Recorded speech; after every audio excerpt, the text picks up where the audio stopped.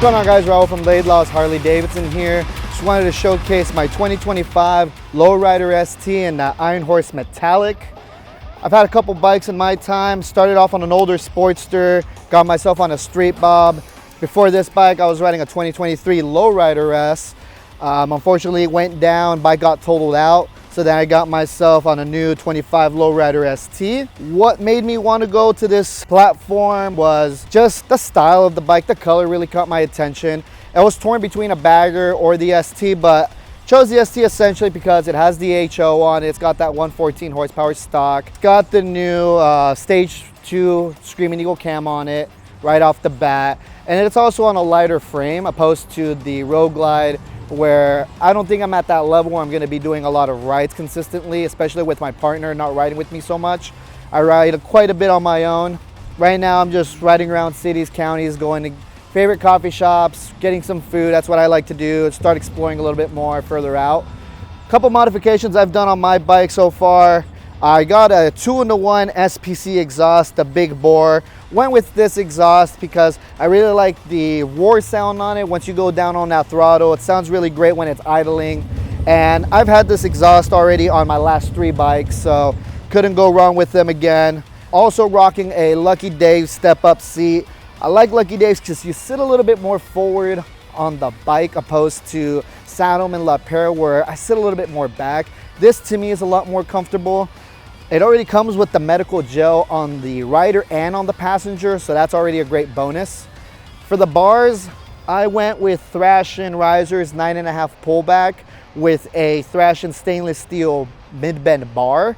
I'm 5'9", and since the seat helps me go up a little bit, the height is just perfect for me, especially when I'm starting to rip around a little bit longer rides like San Diego and such like that.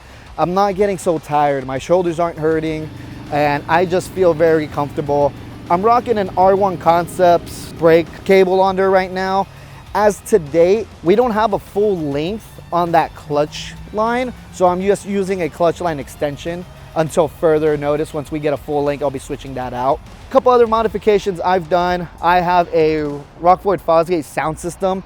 Amazing sound quality, especially once you start hitting those upper 90s. You could still hear that music crystal clear. And depending if you're using a modular or a full face you still hear it crystal clear. Modular, same quality.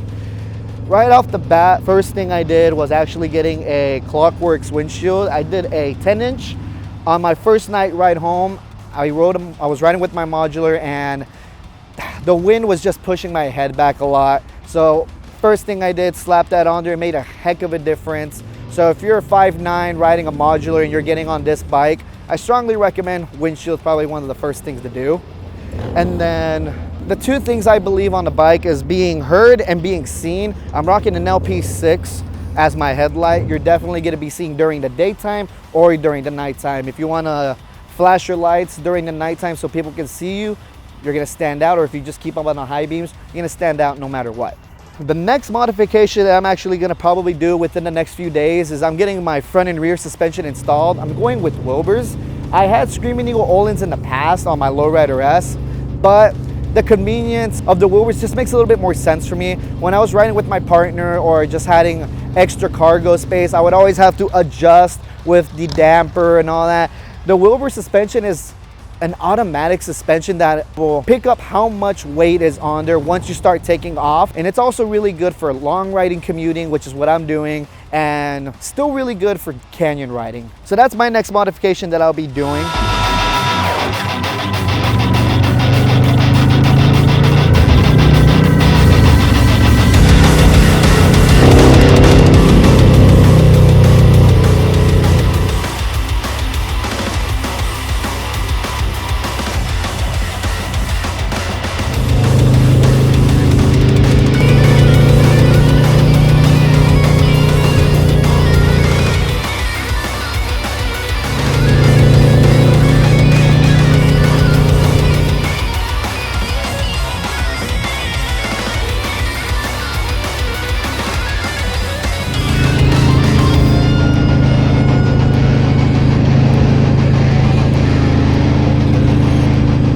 reason why I chose this Low Rider ST was just for the style I'm riding right now. This bike just made sense. I like a lighter frame, Don't get me wrong, I love the road glides, but I'm not really so much into the technology, or it's not convenient for me at this time.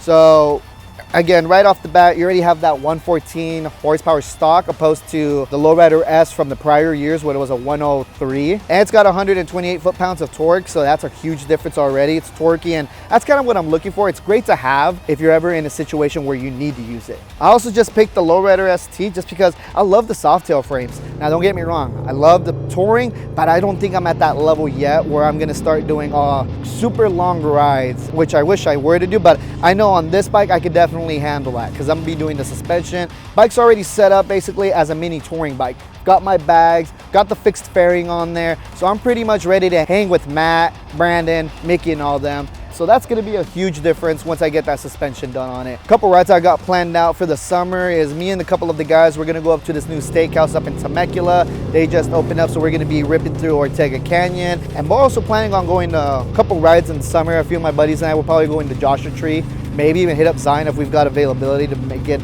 all make sense. And then we're also all gonna be going down to Boyne Free on June 22nd on a Sunday. So we'll definitely all be there. Matt, myself, Mickey, I believe Brandon and all them others will be there down there too. So we got a couple rides planned out.